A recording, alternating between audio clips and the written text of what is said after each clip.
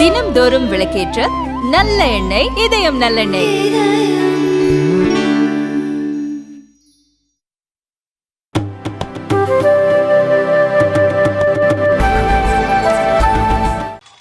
இந்திய கூட்டணிக்கு போய் அங்க நிதிஷ்குமார் ஹிந்தியில கிளாஸ் எடுத்து, எனக்கு தெரிஞ்ச சத்தியமாங்க ஸ்டாலின் அவர்கள் கண்டிப்பா வீட்டுல ஹிந்தி மாஸ்டர் வச்சு டியூஷன் எடுத்துட்டு இருக்கார். நிச்சயமாக அது நடக்குது, எந்த மாற்று கருத்தும் இல்லை.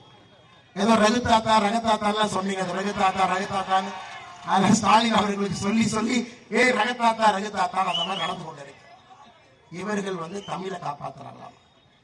தமிழ்நாட்டிலே பிறக்காத ஒரு மனிதன், குஜராத்தி தாய்மொழி, பிரதமர் கவிதை எழுதினாலும் குஜராத்தில தான் எழுதுவார். அது ஆங்கிலத்தில் மொழிபெயர்த்து நம்ம அப்படி பார்ப்போம். பிரதமருக்கு குஜராத்தியின் மீது பெரிய மொழி பற்று, தாய்மொழி. நம்ம தாய்மொழி யாருமே விட்டுக் கொடுக்க மாட்டோம், பிரதமரும் விட்டுக் கொடுக்க போவது கிடையாது. அப்படி இருந்தும் ஒரு மனிதன் பேசுகின்றான், உலகம் முழுவதும் பேசுறான், சிறந்த மொழி தாய்மொழிங்கிறார். உலகத்தினுடைய தொன்மையான மொழி தமிழ் மொழிங்கிறார். நம்மளுக்கு தமிழ் மொழியை எல்லாரும் படிக்கணுங்கிறார். குஜராத்தியை படிக்க அவர் சொல்லவே இல்லை, தமிழ் மொழி எல்லாம் படிக்கிறார். திருக்குறளை இந்தியாவில் இருக்கக்கூடிய எல்லா பள்ளிகளுக்கும் திருக்குறள் மொழிபெயர்த்து செல்ல வேண்டும்ங்கிறார். ஐநா சபையில போய் யாதும் ஊரே யாவரும் கேளீர் என்று சொல்லுகின்றார். திருக்குறளை கங்கணம் கட்டிக்கொண்டு 100 மொழிகளை மொழிபெயர்க்க வேண்டும் என்று களத்தில் இறங்கியிருக்காரு. 39 மொழியிலே மொழிபெயர்த்தாயிடுச்சு. இது தமிழுக்கு பிரதமர் கொடுக்கக்கூடிய மரியாதை. இங்க சௌராஷ்டிரா நண்பர்கள் நிறைய பேர் இருக்கிறீங்க. 9 நூற்றாண்டுகளுக்கு முன்பு நீங்கெல்லாம் சௌராஷ்டிரால இருந்து அலாவுதீன் கில்ஜி வேறு வேறு காலகட்டத்திலே படையெடுப்பு நடந்த பொழுது நீங்க எல்லாம் வந்தீங்க. கஜினி படையெடுப்பு போது வந்தீங்க. மெயினா தமிழ்நாட்டில் இருந்தீர்கள். உங்களுக்காக யாரும் ஒரு விழா எடுக்கலை. 9 நூற்றாண்டுகள் கழித்து பாரத பிரதமர் நரேந்திர மோடி அவர்கள் சௌராஷ்டிரா தமிழ் சங்கமம் என்கின்ற விழா எடுத்து சௌராஷ்டிராவும் தமிழும் பிணைத்து இங்கிருந்து சௌராஷ்டிரா கூட்டிட்டு போயிட்டு திரும்ப கூட்டிட்டு வர்றார். 7 நாள் விழா. பிரதமரை பொறுத்தவரை மிக மிக தெளிவாக இருக்கின்றார்கள். நம்முடைய தாய்மொழி தமிழ் மொழி தான் பாரதத்தினுடைய உயிரோட்டம் என்பதிலே மிக மிக தெளிவாக இருக்கின்றார். அது எல்லா இடத்துலையும் பண்றாங்க. இவங்க இத்தனை காலமாக நம்முடைய தாய்மொழியை கும்முடி பூண்டி தாண்டாம பத்திரமா பார்த்துக்கிட்டாங்க. கும்முடி பூண்டி தாண்டாம கட்டி பிடிச்சுக்கிட்டாங்க. இன்னைக்கு திமுகவுடைய சாதனை 10ஆம் கிளாஸ் பரீட்சையில 55,000 பேர் தமிழ் பரீட்சையில ஃபெயில் ஆயிருக்கிறாங்க. போன ஆண்டு 10ஆம் கிளாஸ் பரீட்சையில ஆனுவல் எக்ஸாம்ல 55,000 குழந்தைகள் தமிழ் பரீட்சையில ஃபெயில். இவனுக்கு தமிழ் நடத்துற லட்சம், இவங்களுக்கே தமிழ் தெரியாது. திமுக காரங்களுக்கு இவனுக்கு தமிழ வளர்க்கிறான். 13,000 பள்ளிக்கூடங்களுக்கு வகுப்பறைகள் இல்லை. பள்ளிக்கூடத்திலே ஆசிரியர்கள் குறைபாடு இருக்கு. வேகன்சி பொசிஷன் அவ்வளவு அதிகமா இருக்கு. நாங்கள் தமிழை சொல்லிக் கொடுக்கிறோம் என்று சொல்லி தாய்மொழியை கொலை செய்து குற்றுயிரும் கொலையுருமாக வைத்திருக்கிறார். சகோதர சகோதரிகளே, 2024 பாராளுமன்ற தேர்தல் நம்முடைய சரித்திரத்திலே முக்கியமான தேர்தல். இதுவரைக்கும் எந்த தேர்தலுக்கு இவ்வளவு முக்கியத்துவம் இல்லைங்க. 2024 அவ்வளவு முக்கியத்துவம். இந்தியா தான் இழந்த பெருமையை மீட்டெடுக்கக்கூடிய 5 ஆண்டுகள் 2024 இருந்து 29.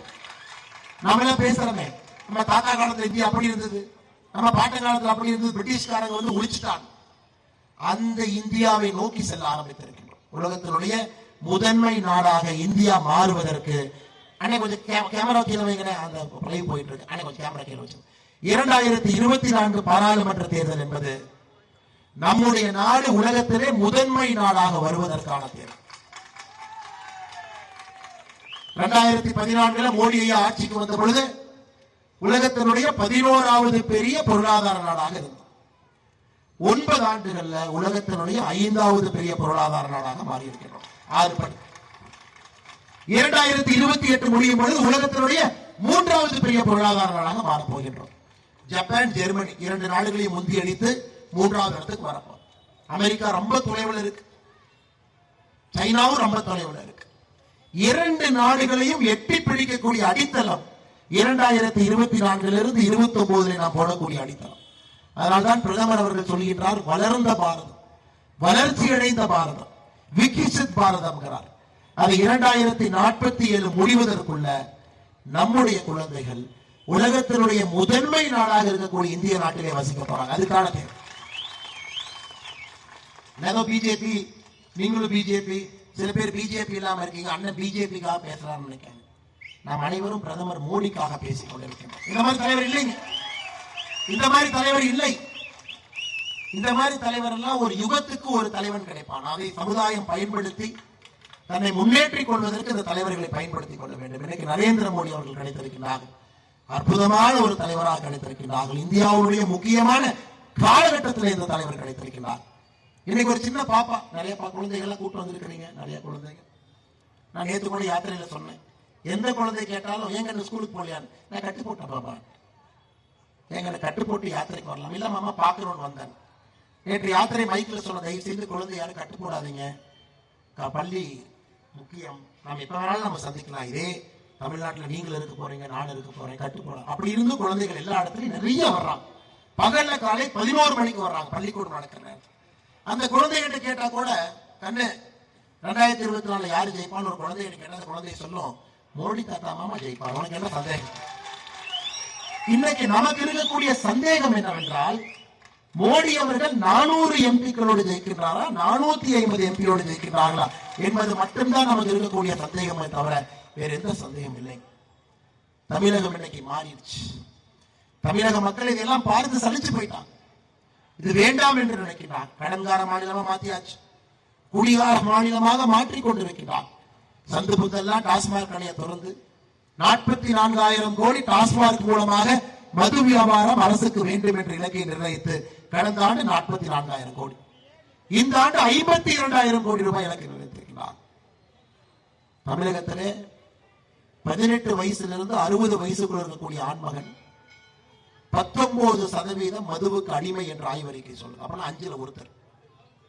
நம்முடைய சகோதரனா இருக்கலாம், குழந்தையா இருக்கலாம், பையனா இருக்கலாம், யாரோ ஒருத்தருடைய கணவனா இருக்கலாம், 5ல் ஒருவர் மதுவுக்கு அடிமை. இவங்க எல்லாத்தையும் மொத்தமா வீட்டுக்கு போயிருங்க. காரணம், இவங்க டாஸ்மாக் நடத்துவது தமிழகத்தினுடைய வருவாயை பெருக்குவதற்காக. இவங்க டாஸ்மாக் நடக்குது எதுக்கு? நாங்க திமுக வட்டச்செயலருக்கு கமிஷன் வரணும்.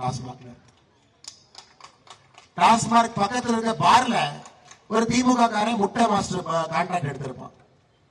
டிஆர் பாலு, ஜெகத் ரட்சகன் நடத்தக்கூடிய சாராய ஆலையிலே உற்பத்தி ஆகக்கூடிய சாராயம் டாஸ்மார்க்ல விற்பனை ஆகும், அவங்க பணம் வரும். இவர்கள் டாஸ்மார்க் நடத்துவதே திமுக என்கின்ற டிராமா கம்பெனியில் இருக்கக்கூடிய உறுப்பினர்களுக்காகத்தான் தமிழகத்தில் டாஸ்மார்க் நடத்தி கொண்டிருக்கிறார். விளைவு, பெண்களுடைய தாலி அறுத்துக் கொண்டிருக்கிறார். சமீபத்தில் பார்க்கிற தர்மபுரியில பார்த்தாங்க, 2 நாளைக்கு முன்னாடி விவசாய நிலத்திலே மது இருந்தான்.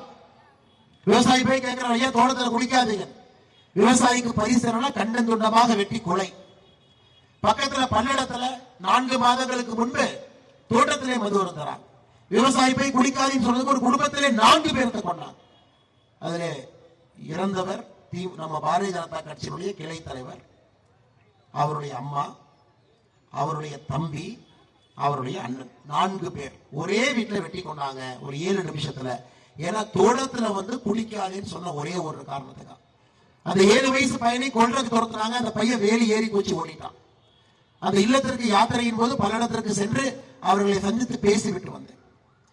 இப்ப மதுவுடைய கோர முகம் என்பது வீட்டுக்கு வர ஆரம்பிச்சிருச்சு, தோட்டத்துக்கு வர ஆரம்பிச்சிருச்சு, விவசாயிகளுடைய உயிர் காவாக ஆரம்பித்திருக்கிறது தமிழகத்தில். அதனால்தான் பாரதிய ஜனதா கட்சி நாம் தெளிவாக இருக்கின்றோம். ஆம்புலன்ஸ் அப்படியே கொஞ்சம் வழி விடுங்க தமிழகத்திலே. அதனால்தான் நாம் தெளிவாக இருக்கின்றோம்.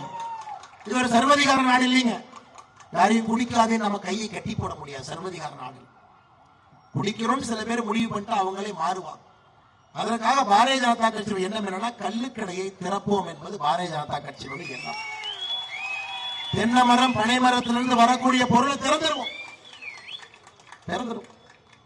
டாஸ்மார்க்கை முதல் ஆண்டு 33% மூண்டுவோம், 2வது ஆண்டு 33% மூண்டுவோம். 3 ஆண்டுகள்ல பாரதிய ஜனதா கட்சி ஆட்சிக்கு வந்தவுடன் 100% டாஸ்மார்க்கை மூடி 3 ஆண்டுகள்ல கள்ளுக்கடையை படிப்படியாக கொண்டு வந்து விவசாயிக்கு வருமானம், அரசுக்கு வருமானம். யாராவது குடிக்கிறன்னு நினைச்சா எரிசாராயத்தை குடிக்க வேண்டிய அவசியம் உங்களுக்கு இல்லை. இதை வெள்ளை அறிக்கையாக தயார் செய்து 350 பக்கத்திற்கு தயார் செய்து நம்முடைய ஆளுநர் அவர்கள்ட்ட கொடுத்தோம். ஆனா திமுகவை பொறுத்தவரை எந்த காரணத்திற்கும் கூட டாஸ்மார்க் வேண்டும் என்று நினைப்பதால நம்முடைய வெள்ளை அறிக்கை ஒரு முதலமைச்சர் காப்பி அனுப்பிச்சு வச்சிருந்தோம். நிச்சயமாக அது குப்பை தொட்டிக்கு தான் சென்றிருக்கும் என்கின்ற நம்பிக்கை எனக்கு இருக்கு. ஏன்னா அவங்களுக்கு எண்ணம் இல்லை. அவர்களுக்கு அதை கொண்டு வர வேண்டும் என்கின்ற அக்கறை இல்லை.